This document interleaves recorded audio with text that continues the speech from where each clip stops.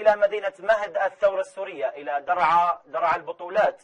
ففي مدينة درعا وقعت اشتباكات متقطعة في حي درعا المحطة طريق السد، وقصف يستهدف الحي وإطلاق نار على الجبهة الغربية من الحي. واندلعت اشتباكات عنيفة جدا بالأسلحة الثقيلة بعد محاولة تسلل فاشلة إلى حي المنشية بدرعا البلد قامت بها ميليشيات النظام الإرهابية، وقصف استهدف المنطقة. كما دارت اشتباكات بين عناصر الجيش الحر البواسل وميليشيات النظام الإرهابية في بلدة عتمان بالأسلحة الثقيلة على خط الجبهة الغربي. ووقعت اشتباكات بين عناصر الجيش الحر وقوات وميليشيات النظام الإرهابية على جبهة حاجز معصرة أبو نعيم في درعا طريق طفس. تزامن ذلك مع إطلاق نار كثيف من مضادات الطيران المتواجدة في حاجز معمل الكازوز في منطقة المفطرة. وتعرضت أيضا بلدة ناحتة لقصف عنيف جدا بالبراميل المتفجرة من الطيران المروحي، حيث وصل عدد البراميل التي سقطت على منازل مدنيين 12 برميلا. ولمزيد من المعلومات ينضم إلينا الناشط الإعلامي أبو محمود الحوراني. السلام عليكم أخي أبو محمود. وعليكم السلام ورحمة الله، حياكم الله أخوي. أهلا وسهلا بك أبو محمود. حدثنا عن آخر التطورات والأوضاع الميدانية، وخصوصا بعد هذه العمليات الفاشلة لاقتحامات وهمية يقوم بها هذا النظام ويتكبد خسائر فادحة بالعدة والعتاد والأرواح. ما وثقتم اليوم لما جرى في مدينة درعا وريفها؟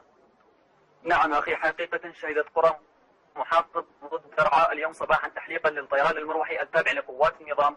شن الطيران عدد من الغارات على قرى ريف درعا الغربي، مدينة بصرة الشام ونوى والنعيمة وبلدة صيدا، جميعها اليوم قصفت بالطيران المروحي.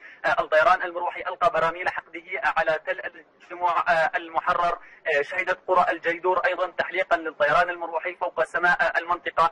نتحدث عن قتلى وجرحى في صفوف قوات النظام لمحاولة اقتحام بلدة عتمان على الجهة الجنوبية الغربية من البلدة. سقوط إصابات في صفوف الشبيحة إثر استهدافهم من قبل الثوار في مدينة بصر الشام. اشتباكات متقطعة في حي طريق السد بدرعا المحطة. نتحدث عن اشتباكات أيضا في حي المنشية بدرعا البلد. قصف عنيف استهدف هذه المنطقة بقذائف الهاون وراجمات الصواريخ. نتحدث اليوم أخي الكريم عن ارتقاء شهيدين من محافظة درعا. حقيقة يستمر الوضع الإنساني السيء في محافظة درعا في ظل دمار شبه كامل للبنية التحتية. نتحدث عن انقطاع للتيار الكهربائي والماء معظم ساعات النهار، ناهيك عن تقطيع المدن والبلدات وتقطيع أوصارها عن بعضها البعض ومنع وصول الإمدادات الغذائية، ناهيك عن الوضع الإنساني السيء للجرحى. أوضاع إنسانية في منتهى السوء في محافظة درعا. تزداد الأزمة الإنسانية خصوصا في المناطق التي تشهد اكتظاظ بأعداد المهجرين.